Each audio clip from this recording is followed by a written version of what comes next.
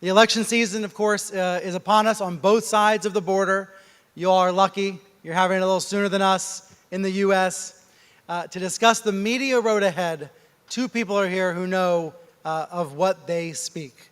He is CNN's Washington Bureau Chief and Senior Vice President.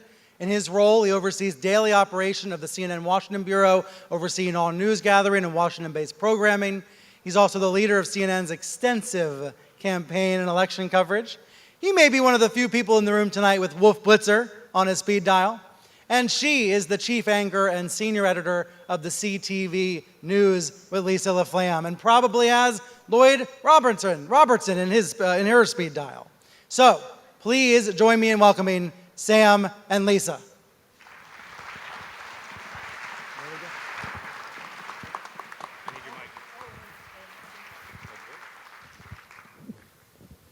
Hello, everyone. It's been a great night so far, hasn't it, Sam? It has been. It's amazing. Hi, everybody. Good evening again, and I've been blown away by tonight. It's incredible. I'm David Walmsley, the chair of the CJF and also the editor of the Globe and Mail. And it is a distinct pleasure to welcome both Sam and Lisa to the stage. Sam has one of the most remarkable jobs imaginable, to the point that I can't even imagine what it is. So, as the head of basically all political programming coming out of Washington for CNN, can you just explain a little bit for a couple of seconds to the audience what you have to do? Well, I will say this. It's different now than it was 2.5 years ago. We have about 500 people in the CNN Washington Bureau. We have programs on every day. About 5 hours of programming comes out of Washington and hundreds of guests. But most importantly, it's the news gathering team. So it's out of Washington and out of this team that we cover the White House and the Pentagon and the U.S. State Department, and we cover American politics around the country. And I will say that at a time when many news organizations are contracting, the CNN Washington Bureau is probably 25% larger now than it was several years ago, and you can guess why. So it's been pretty dull, is what you're saying. It's been really dull. It's been a dull couple of years. But you all have been watching it. I mean, it's not just a U.S. phenomenon. It's become a must-see TV in the U.S. and around the world. There seems to be a daily fascination with what's going on in Washington and what is the president doing today. And of course, it takes a lot of people to cover it. And I want to pull on that a little bit, but it's fair to say that the output in journalism from the news gathering you're doing is touching hundreds of millions of people every day around the world. You know, CNN has our domestic service and an international service, and the feedback we get about our international service, which is mostly not U.S. news, is that we want more U.S. news, and that those requests, that feedback during the age of Trump have just gotten louder, that folks in Europe, folks in Asia, want to know what's going on in Washington, what's going on with Donald Trump. There's a similar fascination that we have in North America. Okay. And Lisa, thank you for giving up the chair tonight. The largest television broadcast every night at CTV. It's a serious effort to build on Lloyd's legacy, and you've done it incredibly well. The idea that you would... Thank you. I can't believe it's been 8 years, to be honest. Really, yeah. It's stunning to me, too. Yeah. So you would give up the night job, because you don't do a day job, to give up the night job and come here, because I know you're committed to journalism. But it's obviously, the panel conversation here is around the election and covering politics. Canada's got a federal election coming before the third week of October. By statute, it has to take place. What's your initial sense in terms of the calendar year, in terms of where CTV is going to take things? Because as well as being the anchor, I think it's important that you explain to the audience perhaps a little bit that you're also a senior editor in terms of discretion around the decisions you choose, the stories you choose to go after. I always find it interesting that in my workday, the actual most important stuff all happens from 9 o'clock in the morning, and then at 10 o'clock at night we do the broadcast, the first broadcast, and you're sort of at the end of the day, you're just delivering what you've been working on all day, which is, you know, talking talking with the reporters and sort of having these meetings determining where the coverage is going to go. So in this case, I think we're 173 days away from Election Day. Who's counting? It's already a dogfight, there's no doubt about it. We're seeing the Liberal brand, Justin Trudeau specifically, very tarnished, and I think a lot of his credibility as the feminist prime minister is waning. He may have played that hand a bit too hard. It's some of the things that we have to look at now. How do we frame this election? And I think less of covering it as a dogfight, because I sort of have this theory that if we just cover it as a game, as a contest, the viewer thinks, oh, well, then I can just sit back.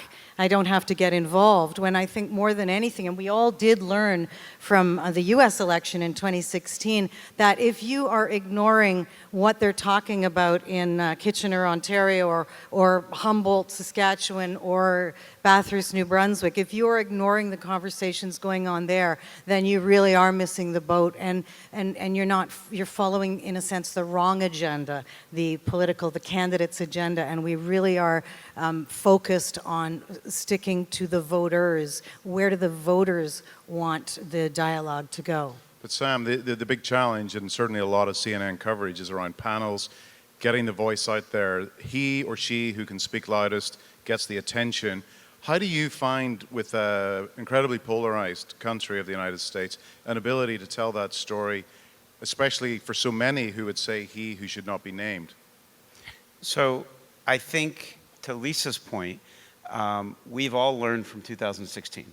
At the end of the day, the conversations that we have in Washington or maybe New York or Los Angeles are not the same conversations maybe with my neighbors or with the parents of my kids' friends, are different than the conversations that are had in Michigan and Iowa and in the center of the country. And so among the lessons we've learned from the 2016 campaign is we need to spend more time out there. We need to spend more time on the ground. We need to talk to voters, listen to them, and that's affecting the way we are covering the election. Now, we have in the United States endless elections.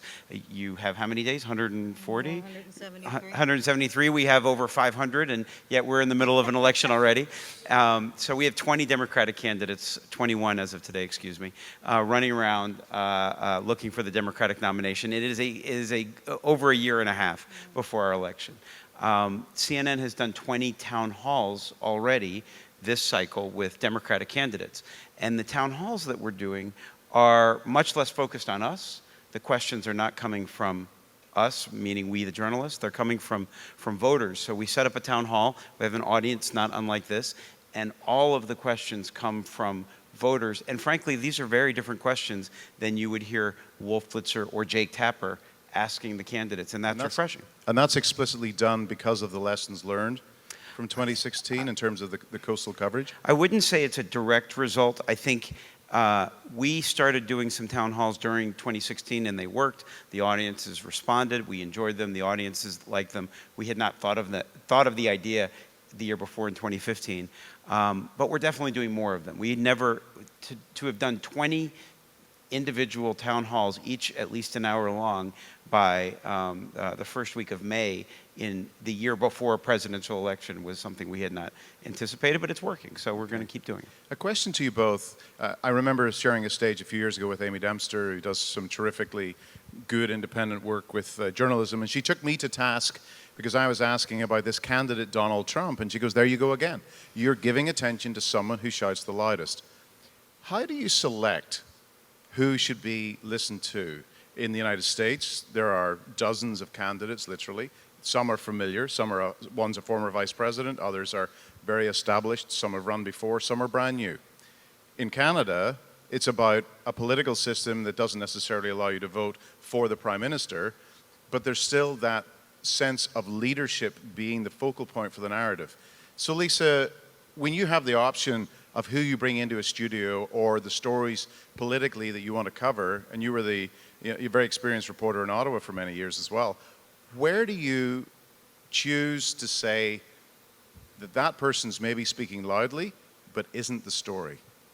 Well, that's a really important point, is not to just focus the camera on the biggest mouth and the blowhard. And it is hard to do, especially when that person may be making outrageous comments and that you just can't, it's like a train wreck, you can't look away. But and we have very different mandates in the sense that, we do an end of the day, the last word of the day. So we can take all of those rallies that happened all day long, and our job is to boil it down and find the context, the most important elements of that day to bring context to the viewer. But again, it goes to what I said before.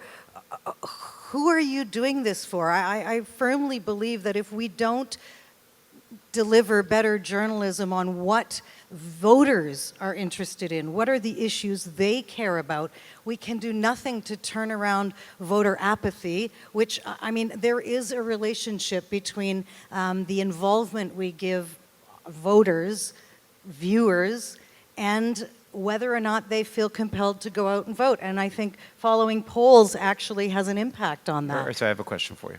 So imagine this, a candidate, maybe this is the person who shouts the loudest candidate, says something on the campaign trail at a rally that is completely outrageous, outside the bounds of normal political discourse, something that we've never heard before. It might not even be true.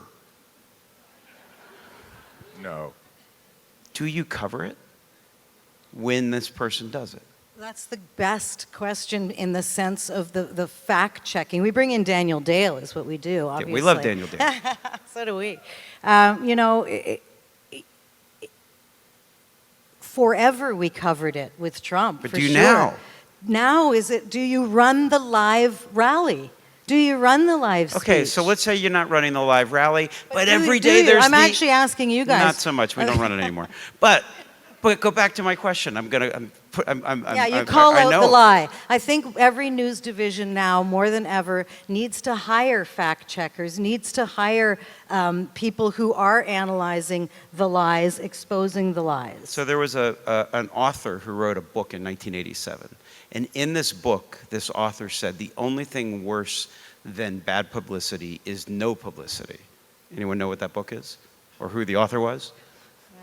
The Art of the Deal. I was going to say, he didn't write it, by the way. I'm sure you know It has his name on it. But when he's in the news cycle, for better or for worse, he's still getting attention for it. So that leads to this very difficult question that we all have. That's why I'm looking for guidance myself, because there's no right answer. It's a conundrum. But look how it's evolved. Honestly, from the first, I know we're talking about Trump so much, but the first rally, then I don't know at what point you guys actually were live fact-checking rallies. That was a revolutionary thing. And I was just imagining behind the scenes, the work that goes into finding the algorithm that actually will detect that lie. The work of a journalist now, that is the work, is to call out the mistruths. But the art of coverage is also based on the zeitgeist at the time. So if you go back to Roosevelt, he understood the fireside chat and the power of that new invention called the wireless. Ronald Reagan was a great communicator because he understood that television. Is it possible that Donald Trump, with his genius on the 140 characters, is actually ahead of his time? I'm going to let you have that one, Sam. Yes, it's possible. He's a tremendous marketer, right? And he was a tremendous marketer before he entered politics. For those of you who have gone to journalism school, there are theories of the press. Is it our job to shape reality or reflect reality, right? It's a sort of a fundamental question. And there are a lot of people who believe that, well, Donald Trump got a lot of media coverage and that's what fueled his rise and that's why he's president. And that may be true. But before he ran for president, back in 2015, he gave a talk in Washington, and it was one of the first moments where he expressed an interest in running for president. And we did a little story on it. And it wasn't even a lead story on our website, it was just a little story. And the amount of interest and traffic to that story was remarkable. It skyrocketed. This was before he'd gotten any media attention. This was a simple little story. Businessman Donald Trump says he's, quote, seriously thinking about running for president. And that was a sign early in 2015 that there's something out there. There's a movement looking for someone, or he's already leading a movement. But that wasn't us covering events, generating attention for him that was fueling his rise. That was organic. There was something out there before he declared for president looking for him or someone like him. And you've met him. Sure. What's he like? So one-on-one, he's incredibly charming. I mean, he's charming with people who you would think he might not be charming with. He calls journalists the enemy of the people. He calls CNN journalists the worst enemy of the American people. So we get a special place. But one-on-one... At least you're not the failing New York Times. Right. Would you rather be the worst enemy of the American people or the failing New York Times? But he's incredibly charming one-on-one, or he can be. But he can also, those conversations can also be frustrating. Okay. Lisa, obviously, I think the single most positive thank you I get from readers is that for the Globe and Mail, you're putting Trump on the front page when he deserves to be there, but it's not endlessly, every day, constantly. We've got to do something different. But there are commonalities, and I think one of the concerns that everyone is awakened to is this idea of potential foreign influence. Mm-hmm. The democratic process is something that is open, and that allows it to be made available to people who perhaps have agendas that are from outside the boundaries or the borders of the country.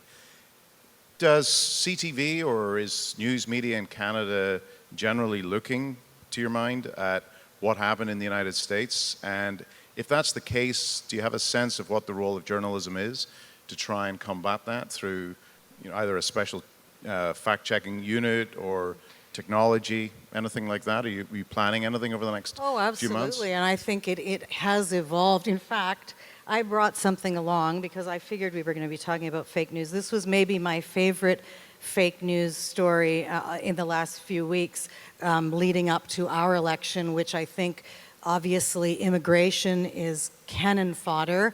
The liberals are framing it that the conservatives are racist, and the conservatives are framing it that the liberals are just opening the floodgates for immigrants. So when Sounds like our country. Yeah, I know. See, it's more similar than you think.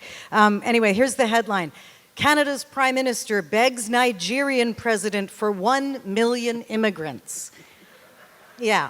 So this story was tweeted out by a guy who's got something like, it's by some website, CBTV. He had something like 75 million followers. So it became true to a lot of people. It was retweeted by a lot of very alt-right websites. It became fact. So our own Josh DeHaas from our own web team, he did, everybody's fact-checking, let's face it, but these guys are working so hard at it in that division, and he went to the bottom of the barrel on this one. Of course we knew it was false, but it was actually fascinating how even the Minister of Immigration was not aware that this story was just running rampant. That's how quickly lies. I mean, what's the old adage, a lie travels the world before you put your pants on, or something like that? Come on, David, you're good at those.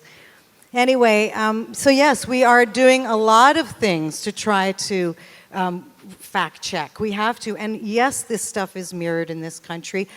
Certainly the enemy of the people, we have not been called that by our own political leaders, but we are seeing, I have personally never seen more hate directed at me or my colleagues or the industry I work in my life since the last election. It's changed dramatically on that front. And Sam, you not only are responsible for programming, you're responsible for your people. So these household names, like a Wolf Blitzer, like a Jake Tapper, these are people who are facing the brunt of these problems. The relentlessness seems to be profound on a couple of levels. The idea of the story, which never ends, and the attacks. Can you talk a little bit about that, just CNN's experience? So it's both sides of the coin.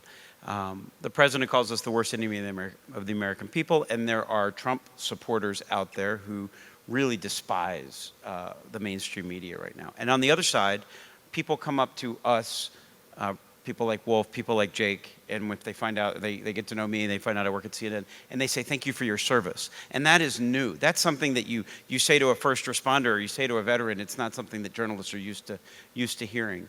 And that's new. But there are also safety issues. There was a crazy supporter of the president who last fall decided to send bombs, real bombs, to critics of the president. One of them made it into our New York headquarters. It's a real bomb with a real detonator, real explosives, real shrapnel.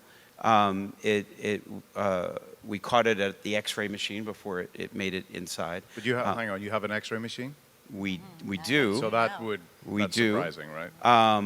And another one was addressed to our Atlanta headquarters, and it was at the post office, had not made it in. That's really frightening. I mean, we have 500 people in my bureau that I'm responsible for, and safety and security is now the most important issue, and that's not an issue. We think of safety, and over the years I've thought about protecting our journalists when they go overseas to Afghanistan or to Iraq or to war-torn countries in Africa. I have not thought that ground zero of their safety was going to be in the center of Washington, D.C., but it is now. When you look at the challenge, or you say that the president is charming, is there any way that he could change the dial? He clearly is marketing himself as a guy who doesn't like CNN, doesn't like journalists. Can you tap him on the shoulder and say, you're really causing fundamental damage here? So Leslie Stahl of CBS News interviewed the president a couple of years ago and asked him why he criticizes the press and why he demeans the press. And his answer was telling. He came right out and told her that I demean you, the press, and discredit you so that when you write stories about me, no one will believe what you have to say. So it's a strategic effort. Those are his words. So he's doing that intentionally. Do you think he's a very sophisticated media manipulator? Do you think he is a source for media organizations? I'm not sure that he is anymore. I mean, he was known to have been a significant source in New York. He's a source sometimes. I mean, he clearly has certain reporters that he talks to. I guess here and there, but his views are also not. His views are well known. Reporting on the Trump White House, we have tremendous number of sources who talk to journalists across the spectrum from the Trump White House. So getting information from and about the Trump White House is it's not difficult. We have a pretty good sense of what's going on within the White House, within the walls of the White House. And what is your sense right now? Is he worried about a Joe Biden winning the nod for the Democrats? I don't know. He tweets about him a lot. That's why I'm asking. He's been tweeting about him a lot this 50 week. tweets in an hour or something? I don't know if it's hard to know whether he's trying to knock down a candidate because he wants to run against a different candidate, or he's truly worried. I don't know. I'm not inside his head. I don't know. And so, Lisa, very often we know in the Canadian experience that what has happened in the United States to some degree comes to Canada. There is a growing, if not polarization, at least a growing scrutiny around the idea of national unity, where for our lifetime the national unity question has been Quebec. Now, just take today, the incumbent premier recently elected in Alberta is saying that there is a national unity question, and that is that the province of Alberta is perhaps not feeling that it's part of the country. Where do you begin to look into that idea of a story, not only around the federal election, but also in general terms, taking it away from leaders or looking at U.S. influence when it comes to the Canadian story?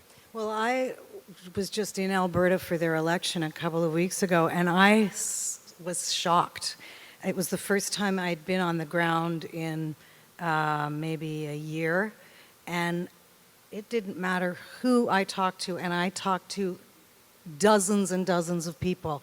the visceral hatred for Prime Minister Trudeau, it was shocking to me, to be honest. It was so open, so blatant, and that is not something we really see historically here, well, Alberta, if anywhere, for on the Trudeau family. But you know, we are sort of traditionally a centrist country. We and- always think of it. We always think about Canadian Yeah. politics from our side of the border as being so nice. I know, but we're not so nice anymore, my friend. It's getting pretty nasty. Politics is nastier now than it has ever been everywhere, and we are more polarized. The right is even further right. The left is further left. It's a fascinating time to be a journalist. There's no doubt about it. Sounds familiar. So I was in Calgary about 10 days ago. I'm in Calgary again next week. The anger is real. And it's a frustration because the Prime Minister, I think the business community said, we're not going to treat the sins of the father for the son. We'll give him the benefit of the doubt. And now there is a furiousness because he's not seen to have moved. Why would it be, it's not a criticism of you, but why is that not as reflected as well as it should be?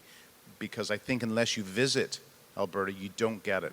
And that, to me, Yeah. is a failing Great. of media You know, coverage. I came back and asked the same question. Maybe when you stick a camera in somebody's face, they are reluctant to be as sometimes crass, as certainly as open and honest as they are. I was talking, they knew who I was because I was there for the election, but I wasn't talking to them with a camera beside me. I was just shooting the breeze with people in different places. So they knew they were telling a journalist, but they weren't saying it into a camera, and I actually believe that makes a huge difference. I always think print reporters have a bit of an advantage over TV reporters because you need to be brave enough to say what you feel in front of a camera, or else it's, you know, Twitter, and we know what that is. But at the end of the day, people vote in private. They don't vote in front of a camera. So whether we're television journalists or newspaper reporters, we still need to go and spend time, for you, Alberta, for me, Michigan, Iowa, Wisconsin, Minnesota, Pennsylvania, places that are swing states that voted for Trump, in many cases unexpectedly voted for Donald Trump, and try to understand why did these states that had voted for Democrats for years change last time and vote for Trump. And we have an obligation to understand as the election goes on what's motivating those voters, what are the issues that are animating them, because I'm not sure in the last election we fully understood it. But I want to just add one point to that. That hatred, that anger, that drove a vote, and they had the highest voter turnout since 1935, which was the Great Depression. So that's why people voted in droves then. It was literally life and death. And obviously the people in Alberta are feeling that pain right now, massive unemployment, and it was reflected in that election. And it will carry through till October 21st, no doubt. So as we wrap up, just one last question to each of you. You're on the story of your lives. Every year it seems to be more important what we do. Are you more hopeful, or are you more strained than you would have been at any other time in your careers? I'm certainly more hopeful about journalism than people might have thought. On election night in 2016, a young producer who works at CNN, we finished our coverage. It was about 4:35 in the morning, and she seemed a little bit down, surprised. I can't believe we're going to have to cover Donald Trump. I can't believe we're going to cover Donald Trump. Like, just trying. It was caught. And it was late at night, and then a light bulb went off in her head, or seemingly, because then she seemed to wake up and said, I can't believe we're going to get to cover Donald Trump. This is going to be the most extraordinary political story of our lifetime, and it has turned out to be. And I think that obviously it is. For journalists, this is a fascinating time. For humanity, that may be another story. But I am an optimist. I don't believe there's an alternative but hope, seriously.